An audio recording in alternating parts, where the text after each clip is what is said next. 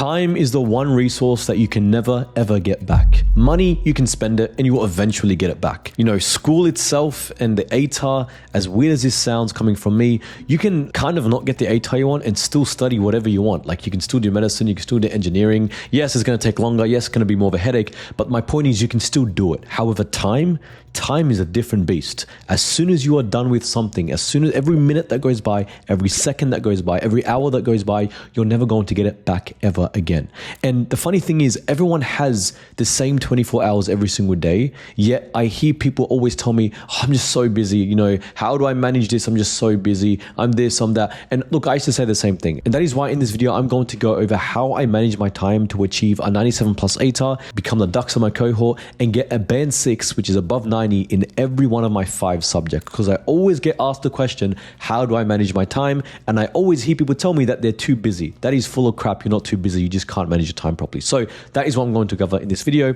Get some pen and paper ready and take action, please. It's not some theoretical stuff. You have to do what I say. Let's do it. Okay, so this is my 3-step time management system. It's very, very simple. Step number 1 is to time block your ideal week. Okay, so what you want to do with this first thing, this first step of the system, is you want to take out a Google Calendar or an Apple Calendar or whatever calendar. Just make sure it's actually online, and you want to time block what your ideal week looks like. Okay, so here's an example that I just whipped up out of nowhere. I do have my personal one, of course, but this is an example of how it would look, right? So for example, you would put in, let me just get the marker here. You would put in, you know, your wake up time. Then you would, let's say you study for 1 hour in the morning. So here I say wake up time and morning routine. And by the way, do you notice it's an ideal week, right? So it's repeated, right? You can actually repeat these tasks. So every day it's the same thing.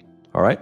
So for example, here, you know, you wake up time, morning routine, then study, then we have school, then we rest, then we study, then we, you know, wind down and sleep. Okay, this is the first task, the first step to managing your time. Okay, and the reason why this step is so important is because quite literally, once you do this, you're going to see what time you have. You know, I challenge you, if you're someone right now who says to themselves and who genuinely believes they're too busy, try this exercise out right now. I want you to actually block in what you're busy with, and you will find that you have a lot of time. You actually do have a lot of time, right? So that's the first thing you need to do. You want to block in your ideal week. And obviously I can't do this for you because it's your week, right? So ask yourself, you know, what's your wake up time, right? What do you want to do in the morning?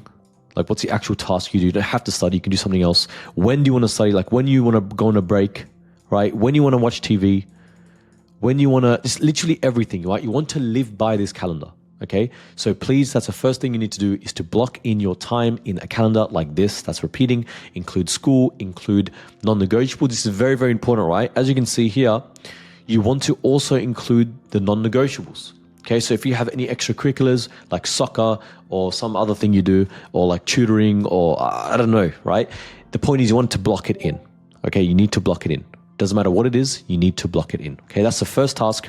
And by the way, once again, you don't do this every single day. You set it as repeating on the specific things that are repeated. So for example, the wake up time is going to be the same every day, except weekends maybe. I'm not sure, right? But that's the first step, okay? Now, before I move on to the second step, it's very important to know that in your calendar, you don't want to specify the study you're doing. Okay, this is a big mistake I see people do. So do you know how here I have put the block here of study? I haven't actually specified what I'm going to be studying in that block. Okay, just put it as study.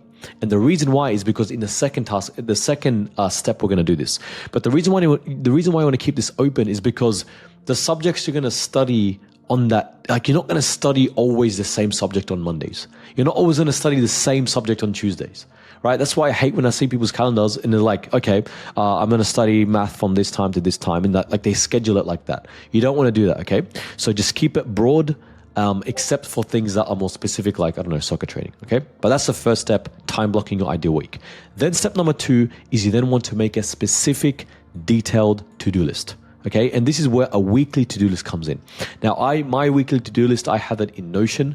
And if you're interested in having my personal template, you can ask down below in the comments and I'll send it over.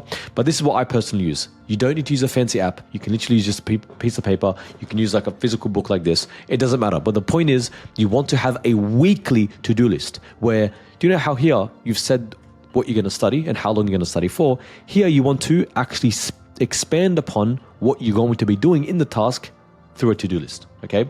And your to-do list should be specific and detailed, okay? Meaning, don't say to yourself, I'm going to study for biology for 2 hours. That's way too broad. That's way too broad. You don't want to say to yourself, I'm going to do math questions. That's too broad. Say, I'm going to do math trial questions for 1 hour.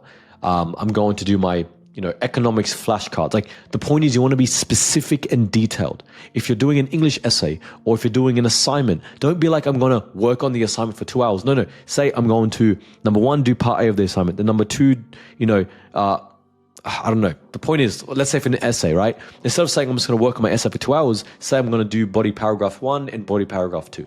Be as specific as you can, okay?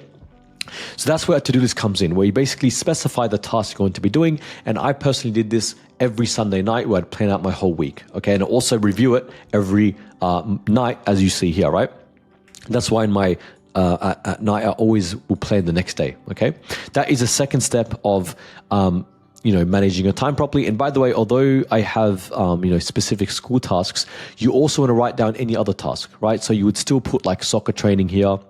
You'd put the gym. If you go gym on certain days, you'd still put for example, me, I used to read every single day. I'd still put it here, right? You want to put everything here. Then number 3 of my time management system is simply to prioritize and adjust. That's it. And what I mean by prioritize and adjust is regarding prioritization, right? With your list that you have here, so do you know how you have a to-do list here? You want to look at the tasks that you have and you want to ask yourself, what are the most important things that I need to get done here, okay? And this is what you call the daily highlight, okay? The daily highlight. It's like a productivity hack that is really, really useful. And basically what it is this. Let's say you have a to-do list of, you know what, I'm just going to use the one I have here, okay? Let's say on a given day, I have 3 tasks, okay? These 3 tasks. You want to ask yourself, okay, out of these 3 tasks, what is the most important thing I need to do out of all of these? And then you want to prioritize it. Now, when I say this to students, they often tell me about, I have, everything's important. Everything's prioritized. No.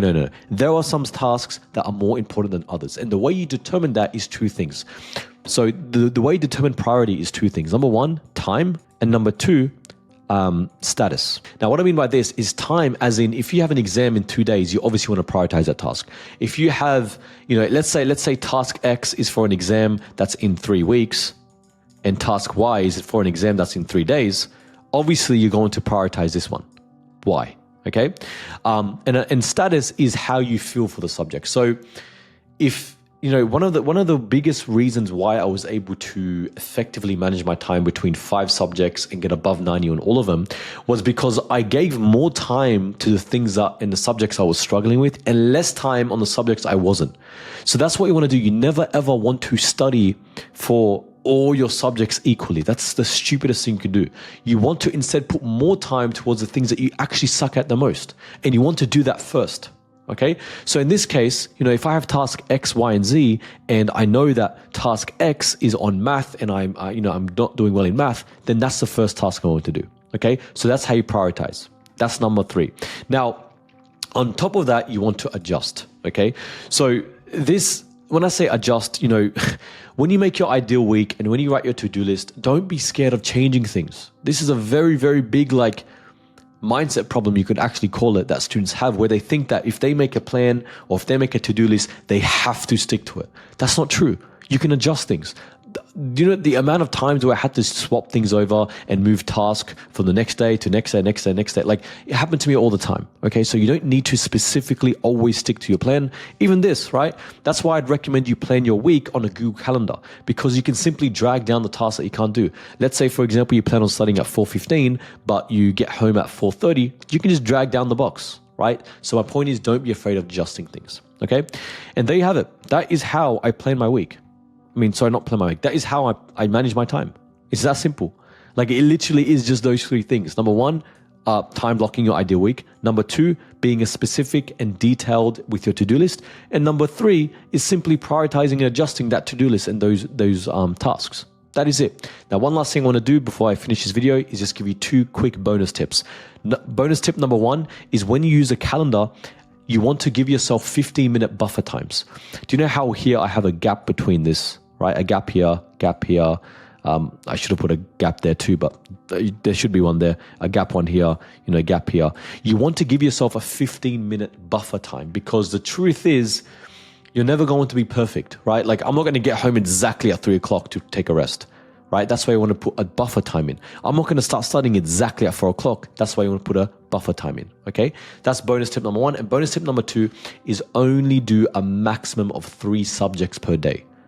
3 subjects per day. Don't do all your subjects every single day, because that results in shallow focus and you're spread out too thin. So that's why you just want to do a maximum of 2 or 3 subjects every single day, okay? And it's very important that you also, be time-based with your to-do list, okay? What I mean by that is, if you set out to do a task, put in the time you want to take on that task. So for example, here I said biology past paper exam, 2 hours. You want to do that for all your tasks. So here, for every task you do, you want to do bracket time. And the reason why is so that you don't end up taking too long. One of the biggest problems I hear students tell me is that it takes me too long to do my homework. The reason why is because you're not being specific with how long you want to be. There's something called Parkinson's law, okay? Parkinson's law. Let's write this out. And Parkinson's law states that the time is going to expand, and Parkinson's law states that the work you do is going to expand and fill up the time allocated for it. Meaning, if I was to tell you right now watching this video, hey, you have, 6 hours, the whole day to finish a task. How long do you think it's going to take you to finish a task? The whole day. Because in your mind, it's like, well, I have the whole day. The whole day is 24 hours. Yeah, I'll just do it later. And you end up doing it, but it's going to take you the whole day to do it, right? It's like when your mom tells you to, get something for her from the shops, but you have the whole day to do it. You're most likely not going to do it straight away, right? But if I was to tell you that you have to finish a task in just 1 hour, what do you think is going to happen? You're going to finish it in 1 hour. If not, you're going to get most of it done. Okay, so that's what Parkinson's law is, and that's why with each task on your to-do list, you want to be specific with how long you want to be. Okay, so there you have it. That is how you manage your time. This is how I did it to get a band 6 in all my subjects, achieve a 97 plus ATAR. This is all you need. Okay, that's it. 1, 2, 3, boom. Okay, see you in the next one.